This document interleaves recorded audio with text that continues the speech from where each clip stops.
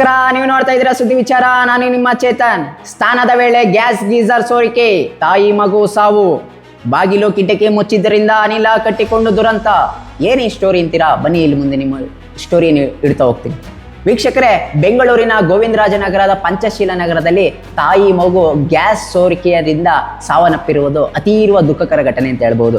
ವೀಕ್ಷಕರೇ, ತಾಯಿ gas geyser on ಮಾಡಿ ಅದ ನಂತರ ಸ್ಥಾನಕ್ಕೆ ಅಂತ ಹೋಗ್ತಾರೆ. ಆ ಸ್ಥಾನಕ್ಕೆ ಹೋದಂಥ ಸಂದರ್ಭದಲ್ಲಿ ಗ್ಯಾಸ್ ಗೀಸರ್ ಅನಿಲ ಸೋರಿಕೆಯಾಗಿ ಏನು ಅನಿಲ ಈಚೆ ಬಂದ್ರಿಂದ ಅದರ ಹೊಗೆಯಿಂದ ಉಸಿರು ಕಟ್ಟಿ ಸತ್ತಿರ್ತಾರೆ. ಮತ್ತೆ ಜೊತೆಗೆ ಆ ಮಗು ಮನೆಯಲ್ಲಿದ್ದರಿಂದ ಆ ಮಗುವು ಸಹ ಉಸಿರು ಕಟ್ಟಿ ಸಾಯುವಂಥದ್ದನ್ನು ನಾವು ಕಾಣಬಹುದು. ವೀಕ್ಷಕರೇ, ಯಾಕೆ ಈ ರೀತಿಯ ಘಟನೆ ನಡೀತಿರ್ತದೆ ಪ್ರತಿ ಸಲ ಎಲ್ಲರ ಮನೆಯಲ್ಲಿ ಈ ಘಟನೆ ನಡೆಯುತ್ತೆ ಅಂದರೆ ನಾವೊಂದಿಷ್ಟು ಬೇಜವಾಬ್ದಾರಿತನ, ನಾವೊಂದಿಷ್ಟು ಪರಿಜ್ಞಾನ ಇಲ್ಲದೆ ಯಾವುದೋ ಒಂದು ಆಲೋಚನೆಯಲ್ಲಿ ಇರ್ತೀವಿ. ಯಾವುದೋ ಒಂದು ಕೆಲಸ ಮಾಡ್ಬಿಟ್ಟು ಅರ್ಧಕ್ಕೆ ಬಿಟ್ಬಿಟ್ಟು ಇನ್ಯಾವುದೋ ರೀತಿಯ ಕೆಲಸಕ್ಕೆ ಕೈ ಹಾಕಕ್ಕೆ ಹೋಗ್ತೀವೋ ಆವಾಗ ಈ ರೀತಿಯ ಘಟನೆಗಳು ಸಂಭವಿಸುತ್ತವೆ. ಯಾಕೆ ನಡೀತವೆ ಅಂತಂದರೆ ನಮಗೆ ಪರಿಜ್ಞಾನನೇ ಇರಲ್ಲ ಏನು ಮಾಡಿದ್ದೀವಿ ಅಂತ. ವೀಕ್ಷಕರೇ, ಗ್ಯಾಸ್ ಅಂತ ಬಂದಾಗ ಪ್ರತಿಯೊಬ್ಬರು ನೀವು ಮೈಯೆಲ್ಲ ಕಣ್ಣಾಗಿರ್ಬೇಕು ಅಂತಾರಲ್ಲ ಗೊತ್ತಾ, ಅದನ್ನ ನೀವು ಎಚ್ಚರಿಕೆ ವಹಿಸಬೇಕು. ಯಾವುದಾದ್ರೂ ಒಂದು ಸ್ಥಾನದಲ್ಲಿ ಗ್ಯಾಸ್ ಗೀಸರ್ ಯೂಸ್ ಮಾಡ್ತಾ ಇದ್ದೀರಾ ಅಂದರೆ ಅಲ್ಲಿ ಪೈಪ್ ಸರಿ ಇದೆಯಾ? ಆಕ್ಚುಲಿ ಒಂದು ನಿಯಮಗಳಿದೆ, ಇಷ್ಟು ತಿಂಗಳಿಗೆ ಗ್ಯಾಸ್ ಪೈಪ್ನ ಚೇಂಜ್ ಮಾಡಬೇಕು, ಅಥವಾ ಒಂದಿಷ್ಟು ಗೀಸರ್ನ ಚೇಂಜ್ ಮಾಡಬೇಕು, ತುಕ್ಕೇನೇ ಹಿಡಿದಿದೆಯಾ ಅಥವಾ ಇವನ್ನೆಲ್ಲ ಒಂದಿಷ್ಟು ಆದಷ್ಟು ನೀವು ಒಂದಿಷ್ಟು ಗಮನ ವಹಿಸಬೇಕು. ಇಲ್ಲ ಆದರೆ ಈ ರೀತಿಯ ಘಟನೆಗಳು ಸಂಭವಿಸುತ್ತದೆ. ಇದೊಂದೇ ಅಲ್ಲ, ಇದ್ರ ಹಿಂದೆ 2 ತಿಂಗಳಿಂದ ಒಂದು ಘಟನೆ ನಡೀತು.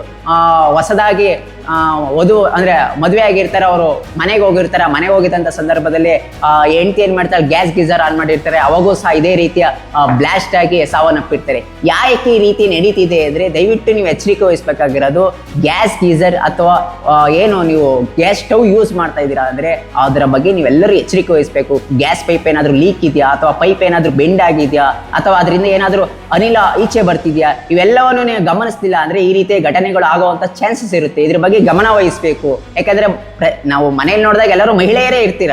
ಮಹಿಳೆಯರಿದ್ದಾಗ ಈ ರೀತಿ ಎಚ್ಚರಿಕೆ ನೀವು ವಹಿಸಬೇಕು. ನೀವು ಯಾವುದೋ ಒಂದು ಆಲೋಚನೆಯಿಂದ ಮತ್ತೊಂದು ಯಾವುದೋ ಕೌಟುಂಬಿಕ ಕಲಹಗಳಲ್ಲಿ ಈ ರೀತಿಯ ಬೇಜವಾಬ್ದಾರಿತನ ಆದರೆ ನಿಮ್ಮ ಸಾವಿಗೆ ನೀವೇ ಕಾರಣಕರ್ತೀರಾ. ದಯವಿಟ್ಟು ಇದ್ರ ಬಗ್ಗೆ ಎಚ್ಚರಿಕೆ ವಹಿಸಿ. ಇಲ್ಲ ಅಂದರೆ ಈ ರೀತಿಯ ಘಟನೆಗಳು ಆಗುತ್ತೆ. ಈ ಘಟನೆದ ಬಗ್ಗೆ ಒಂದಿಷ್ಟು ವಿವರಣ ನಿಮ್ಮ ಮುಂದೆ ಇಡ್ತಾ ಹೋಗ್ತೀನಿ. ಏನಂದರೆ ಬೆಂಗಳೂರಿನಲ್ಲಿ ಏನು ಪಂಚಶೀಲ ನಗರದಲ್ಲಿರುವಂಥ ಏನು ಇವರು ಒಂದು ಕುಟುಂಬ ಫ್ಯಾಮಿಲಿ, ತಾಯಿ ಮಗು ಇರುತ್ತೆ. ಏನು ಗಂಡ ಕೆಲ್ಸಕ್ಕೆ ಹೋಗಿರ್ತಾನೆ. ಆ ಸಂದರ್ಭದಲ್ಲಿ ತಾಯಿ ಏನು ಮಾಡ್ತಾಳೆ, ಸ್ಥಾನಕ್ಕೆ ಹೋಗಿರ್ತಾರೆ. ಮಗು ಏನೋ ಅಲ್ಲೇ ಆಟ ಆಡ್ತಿರ್ತದೆ.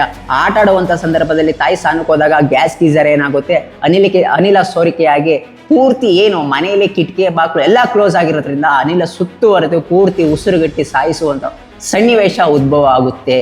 ಆದಷ್ಟು ನೀವೆಲ್ಲರೂ ಎಚ್ಚರಿಕೆ ವಹಿಸಬೇಕು ಅನ್ನೋದಕ್ಕೆ ಇದೇ ಕಾರಣಕ್ಕೆ ಕಿಟಕಿ ಬಾಕ್ಲು ಓಪನ್ ಮಾಡಿ ಯಾವುದೇ ರೀತಿ. ಇಲ್ಲ ಅಂದರೆ ಇದೆಲ್ಲ ಏನಾಗುತ್ತೆ ಅಂದರೆ ಈ ಗ್ಯಾಸ್ ಅಂದರೆ ಒಂದು ಸ್ವಲ್ಪ ಎಚ್ಚರಿಕೆ ವಹಿಸಬೇಕು. ಇದಾಗೋದ್ರಿಂದ ಒಂದಿಷ್ಟು ನಿಮ್ಮ ಜೀವ ಹೋಗುವಂಥ ಸಂದರ್ಭಗಳು ಉದ್ಭವಿಸುತ್ತೆ. ದಯವಿಟ್ಟು ಈ ವಿಷಯವನ್ನು ಎಲ್ಲರೂ ನೀವು ಗಮನ ವಹಿಸಬೇಕು. ಇಲ್ಲದಿದ್ದರೆ ನಿಮ್ಮ ಸಾವಿಗೆ ನೀವೇ ಕಾರಣ ಆಗುವಂಥ ಸ್ಥಿತಿ ಉದ್ಭವ ಆಗುತ್ತೆ. ಇದಾಗಿತ್ತು ಇವತ್ತಿನ ಸುದ್ದಿ ವಿಚಾರ. ಸುದ್ದಿ ನಮ್ಮದು, ವಿಚಾರ ನಿಮ್ಮದು. ನಮಸ್ಕಾರ.